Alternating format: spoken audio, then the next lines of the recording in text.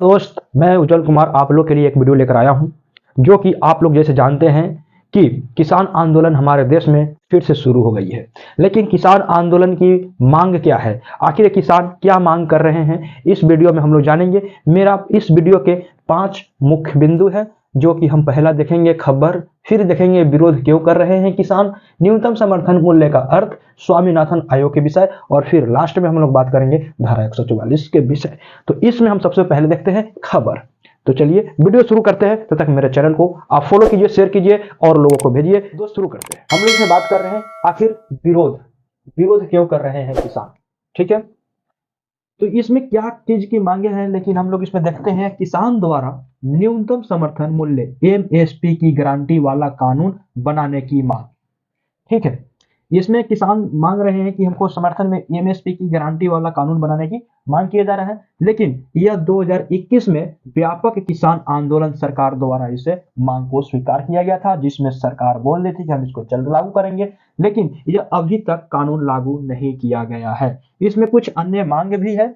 अन्य मांग में है स्वामीनाथन आयोग की सिफारिशों के लागू किया जाए। दूसरा है किसान और मजदूरों के लिए पेंशन।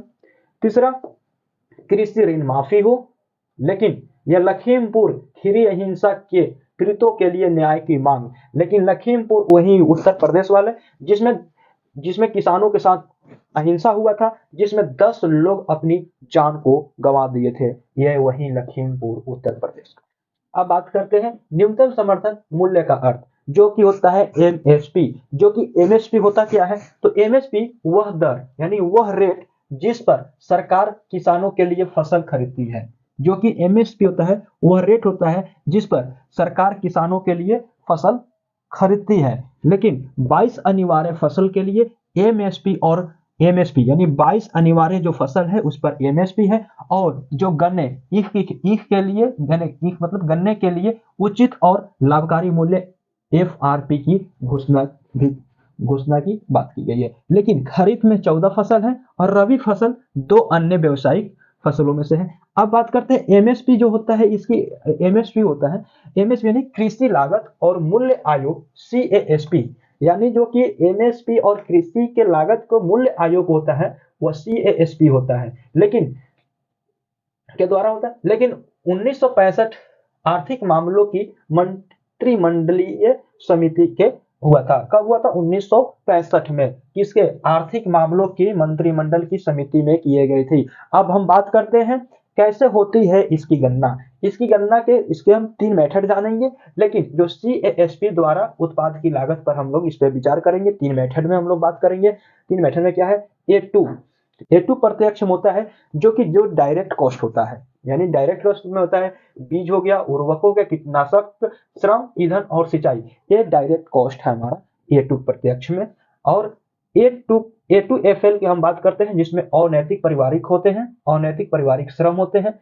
तीसरा बात करते हैं C two A two F L, यानी जिसमें किसान की स्वामिता यानी किसान की स्वामिता इसमें होता है। सी टू मेथड में बात करते हैं। या इसकी एमएसपी का एमएसपी मुख हो गया, एमएसपी से क्या होगा? एमएसपी से सीएसपी का एक गठन है, ठीक है। लेकिन अब हम बात करते हैं स्वामीनाथन। अब बात करते हैं स्वामीनाथन आयोग के विषय में। क्या है स्वामीनाथन आयोग विषय? तो स्वामीनाथन आयोग का विषय 2004 में राष्ट्रीय किसान आयोग एनएसएफ एनसीएफ का गठन, जो कि इसका अध्यक्ष थे प्रोफेसर एम ए स्वामीनाथन। याद करिए, देखिए स्वामीनाथन से आयोग का गठन कौन किया था? तो इसके गठन के लिए एम ए स्वामीनाथन, यानी 2004 में किसान आयोग एनसीएफ का गठन का अध्यक्ष थे। इनका सुझाव था कि देश में खाद्य एवं न्यूट्रिशन सिक्योरिटी के लिए रणनीति बनाना। दूसरा है फार्मिंग सिस्टम की प्रोडक्टिविटी और स्थिरता में सुधार हो। वैश्विक कीमतें गिरने पर किसानों की आयोग से बचना, यानी जो कीमतें गिर रहे उस पर किसान से बचने का आयोग की मांग किया गया है। लेकिन C2+ 50% फॉर्मूला, जो कि हम लोग पढ़ चुके थे, एमएसपी सुनिश्चित करने की फैसला है। अब बात करते हैं C2 50% था क्या है? तो हम लोग बात करते हैं किसानों और औसतों की लागत से कम 50% से अधिक एमएसपी होना चाहिए, 50% से अधिक एमएसपी। यानी C2 50% में क्या है कि इसको हम एग्जाम्पल में देखते हैं। जैसे कि मान लेते हैं ये 100 हो गया, लेकिन इसमें जब हम लोग C2 प्लस 50 फिर से करेंगे तो यह हो जाएगा, इसका हम लोग को कितना मिलना चाहिए किसानों को, 150 मिलना चाहिए। या एक C2 प्लस 50% का यही फॉर्मूला है, ये 50% का। अब हम लोग बात करेंगे धारा 144 के विषय, धारा 144 के विषय में। लेकिन क्या होता है, धारा जहां के भी मजिस्ट्रेट होते हैं वहां का आदेश दे दिया जाता है और निर्देश कर दिया जाता है कि वहां के जो मजिस्ट्रेट को एक निर्देश क्षेत्र में 4 या अधिक लोगों का इकट्ठा होने पर रोक लगाने का आदेश दिया जाता है। लेकिन कारण क्या है, किसी उपद्रव या घटना के संभावित खतरे को रोकने के लिए लगता है। यह आदेश किसी विशेष व्यक्ति या आम जनता के खिलाफ होता है। इसकी विशेषताएं है, 144 की विशेषताएं क्या है हम लोग जानेंगे। किसी भी प्रकार के हथियार रखने या ले जाने पर प्रतिबंध, अधिकतम दंड 3 साल वर्ष का होता है। इसमें किसी भी हथियार या उसको रखे और ले जाने के प्रतिबंध लगाया जाता है और उसमें पाया जाता है तो 3 वर्ष का दंड दिया जाता है। आवाजाही नहीं होगी और सभी शिक्षा संस्थान बंद, किसी भी प्रकार की जनसभा या रैली नहीं हो सकती है।